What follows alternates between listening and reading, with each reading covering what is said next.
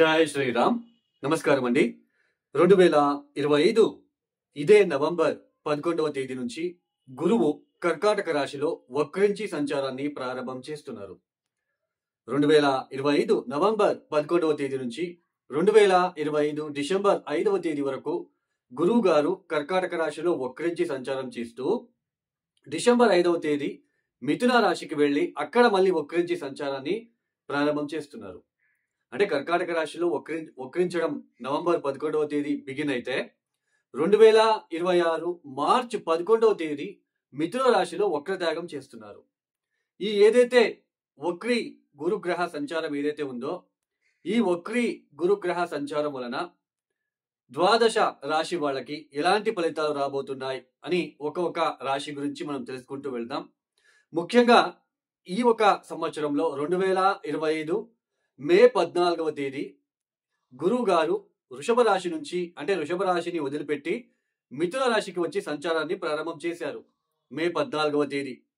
అయితే ఇక్కడ గురువు గారు ఒక రాశిలో సంచారాన్ని చేయడం అనేది అంటే ఒక రాశి నుంచి ఇంకొక రాశికి మారాలి అంటే ఒక సంవత్సరం టైం ఉంటుందండి.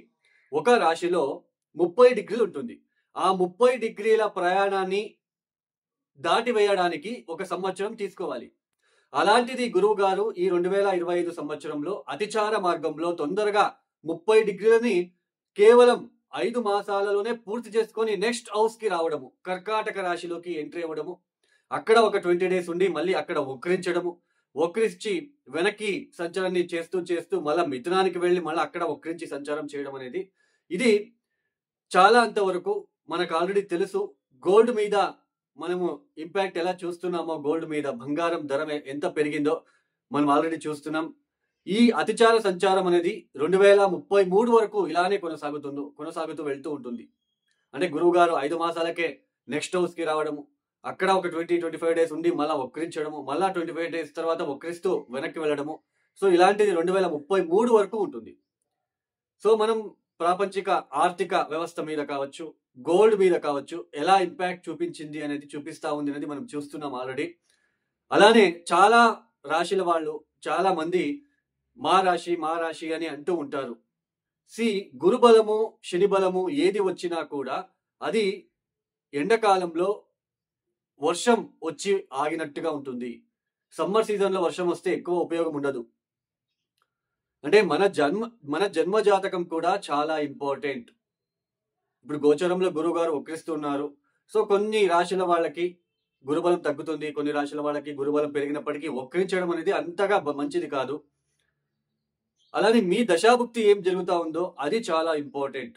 ఆ దశాభుక్తి ఎలా మనకి ఉంటుందో దాని మీద ఫలితాలు అనేది ఎక్కువగా ఉంటుంది, ఎక్కువ శాతం ఉంటుంది. రాశి ఫలితాలు అనేది గోచారంలో జరుగుతున్న ఒక ప్లానెటరీ ట్రాన్సిషన్ వలన మాత్రమే మనం చెప్పుకుంటున్నాం. ఇక్కడ ఎవరి ఇండివిజువల్ జాతకం కూడా నేను ఇక్కడ చెప్పడం లేదు. ఓన్లీ గోచారంలో ఈ ఒక గ్రహాల స్థితిగతుల ఒక ఏదైతే ఉంటుందో గ్రహాల మార్పులు, వక్రించడము, వీటి వలన ఏర్పడే ఇబ్బందులు కావచ్చు, పాజిటివ్ కావచ్చు, అది చెప్పుకుంటున్నాం. ఒక్కొక్క రాశిలో లక్షల మంది ఉంటారు, అందరికీ ఒకే ఫలితాలు ఉండవు, ఇది గుర్తుపెట్టుకోండి. ఇక అలానే ఒక ప్లానెట్ ఒక ఇంటి నుంచి ఇంకొక ఇంటికి అంటే ఒక రాశి నుంచి ఇంకొక రాశికి మారినప్పుడు అష్టకవర్గ బిందువులు ఎన్ని ఇచ్చారో ఆ హౌస్ కి అనేది కూడా మనం చూసుకోవాలి, లేదంటే మనకి ఫలితాలు అర్థం కాదు. ఇక ఒక రాశి గురించి మనము చెప్పుకుంటూ వెళ్దాం. కుంభరాశి వాళ్ళకి ఈ వక్రించిన గురువు గారి వలన ఈ కుంభరాశి వాళ్ళకి ముఖ్యంగా 2025 మే 14వ తేదీ మీ కుంభరాశి వాళ్ళకి గురువు పంచమ స్థానంలోకి వచ్చి సంచారాన్ని ప్రారంభం చేశారు.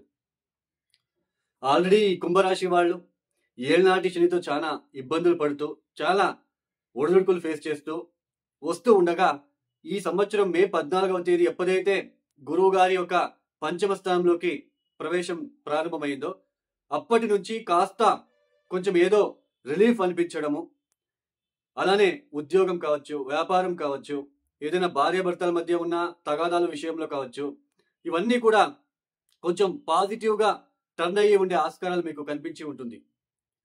ఇది గోచారంలో మాత్రమే. ఈ గురుబలము శని బలము అనగానే చాలా మంది గురుబలం వచ్చేసింది అని అంటూ ఉంటారు.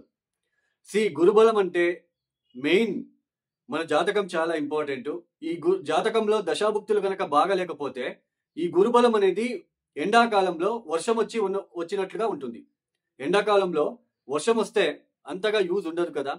అలానే మన జన్మ జాతకంలో ఏ దశాభుక్తి కూడా బాగలేకపోతే ఈ గురుబలం అనేది తాత్కాలికంగా ఒక 5 మాసాలు 6 మాసాలు 1 సంవత్సరం, అందులోన ఈ 1 సంవత్సరం అతిచార మార్గంలో కేవలం 5 మాసాలకే నెక్స్ట్ హౌస్ కి వచ్చేశారు. సో 5 మాసాలు మాత్రమే గురుబలం ఈ కుంభరాశి వాళ్ళకి ఉంది. సో జాతకం చాలా ఇంపార్టెంట్. గురుబలం అనేది తాత్కాలికము, ఇది బాగా గుర్తుపెట్టుకోండి. జాతకంలో మెయిన్ గ్రహగతులు బాగా ఉంటే ఈ గురుబలం ఉన్నా లేకపోయినా మన జీవితంలో చాలా పాజిటివ్ గా వెళ్తూ ఉంటుంది. దీన్ని అర్థం చేసుకోవాలి. అది ఏదైనప్పటికీ కూడా ఈ కుంభరాశి వాళ్ళకి ఈ మే 14వ తేదీ నుంచి కాస్త రిలీఫ్ అనేది కనిపిస్తూ వస్తూ ఉంది. ఏదో తెలియని ప్రశాంతంగా ఉండడము, వ్యాపారంలో కావచ్చు, ఈ జాబ్ విషయంలో కావచ్చు, డబ్బు విషయంలో కావచ్చు, ఏదో తెలియని కొన్ని పాజిటివ్ ఇంపాక్ట్ మీరు చూస్తూ వస్తూ ఉండడానికి ఛాన్సెస్ కనిపించి ఉంటుంది. అయితే ఆయన తొందరలోనే కేవలం 5 మాసాలకేనే నెక్స్ట్ హౌస్ కి కర్కాటక రాశిలోకి మొన్న అక్టోబర్ 18వ తేదీ కర్కాటక రాశిలోకి వచ్చారు. అప్పటి నుంచి మళ్ళీ మీకు కొద్దిగా ఆర్థిక విషయాలలో, ఆరోగ్యం విషయంలో, కౌటుంబిక విషయాలలో కొంచెం వివాదాలు ఏర్పడి ఉండడానికి ఆస్కారాలు మీరు చూస్తూ ఉంటారు. ఆ ఆరోగ్యం విషయంలో, ఆ భార్యాభర్తల మధ్య కౌటుంబిక విషయాలలో, ఆర్థిక విషయాలలో చాలా ఒడిదొడుకులు మీరు మళ్ళీ అక్టోబర్ 18వ తేదీ నుంచి ఫేస్ చేస్తూ వస్తున్నారు. మే 14వ తేదీ నుంచి అక్టోబర్ 18 వరకు పంచమ స్థానంలో గురువు ఉన్నారు. కొంచెం ప్రశాంతంగా కాలం అనేది గడిచింది. అయితే అక్టోబర్ 18వ తేదీ 6వ స్థానంలోకి వచ్చి సంచారం ఎప్పుడైతే మొదలు పెట్టారో అప్పటి నుంచి అగైన్ కొన్ని వివాదాలు, ఆర్థిక విషయాలు ఇవన్నీ చూస్తూ వచ్చారు. ఇప్పుడు మళ్ళీ నవంబర్ 11వ తేదీ వక్రించబోతున్నారు.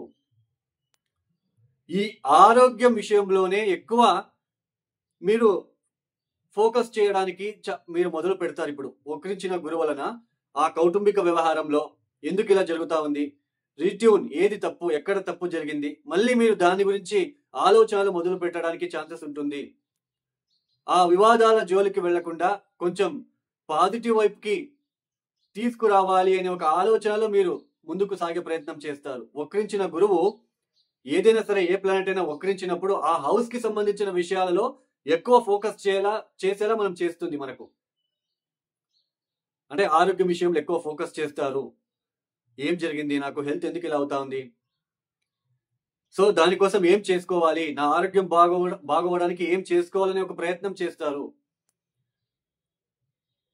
అలానే ఈ కౌటుంబిక వ్యవహారంలో ఎందుకు ఇలా జరుగుతా ఉంది దాని గురించి ఆలోచనలు మొదలు పెడతారు. ఆర్థిక విషయంలో కూడా ఎక్కడ ఖర్చులు తగ్గించాలి, ఎక్కడ ఖర్చులు పెట్టాలి అనే ఆలోచన చేస్తారు. సో ఇలా మీరు చేయడానికి ఛాన్సెస్ ఉంటుంది. అలానే ఎప్పుడైతే డిసెంబర్ 5వ తేదీ అగైన్ పంచమానికి వెళ్లి వక్రిస్తున్నారు, బిజినెస్ ఎక్స్పాన్షన్ చేసే విషయంలో జాగ్రత్తలు తీసుకోవాలి. ఆర్థిక విషయంలో, పెట్టుబడి పెట్టే విషయంలో చాలా జాగ్రత్తలు తీసుకోవాలి. Hotel business, trading business, stock market, investment విషయంలో ఎక్కువ ఫోకస్ చేయాలి, లేదంటే నష్టపోయే సూచనలు ఉంటాయి. ఆన్లైన్ ట్రాన్సాక్షన్ లో కూడా చాలా జాగ్రత్తలు తీసుకోవాలి కుంభరాశి వాళ్ళు. సంతానం విషయంలో చాలా జాగ్రత్తలు తీసుకోవాలి. అలానే ముఖ్యంగా ఎవరైతే గర్భిణీ స్త్రీలు ఉన్నారో వాళ్ళు కూడా చాలా జాగ్రత్తలు తీసుకోవాలి. టైం టు టైం ఫుడ్ తీసుకోవడం, ఇలాన్నీ చేస్తేనే మీకు కొంచెం బాగుంటుంది, లేదంటే ఇబ్బందులు పడవలసిన ప్రమేయం ఉంటుంది. బిజినెస్ లో లాసెస్ చూడవలసిన ప్రమేయం ఏర్పడుతుంది. కాబట్టి కొంచెం జాగ్రత్తలు తీసుకుంటే కుంభరాశి వాళ్ళకి మంచిది. అంటే పంచమ స్థానంలో వక్రించడము కొంచెం ఈ బిజినెస్ విషయంలో ఎక్స్పాన్షన్, మీ ఆలోచన విధానంలో కొంచెం చూసుకుంటూ వెళ్ళడానికి మీరు ప్రయత్నం చేసుకోవాలి. సడన్ డిసిషన్స్, సడన్ గా బిజినెస్ పెట్టాలి, సడన్ గా ఎక్స్పాన్షన్ చేయాలి, ఇవన్నీ మీరు కొంచెం అవాయిడ్ చేసి కొంచెం ఆలోచించే ప్రయత్నం చేసుకోండి, లేదంటే ఇబ్బందులు తప్పవు. ఇక ఎవరైతే వీడియోని చూస్తున్నారో లైక్ చేయండి, షేర్ చేయండి, సబ్స్క్రైబ్ చేసుకోండి. సర్వే జనో సుఖినో భవంతు. ధన్యవాదములు. జై శ్రీరామ్.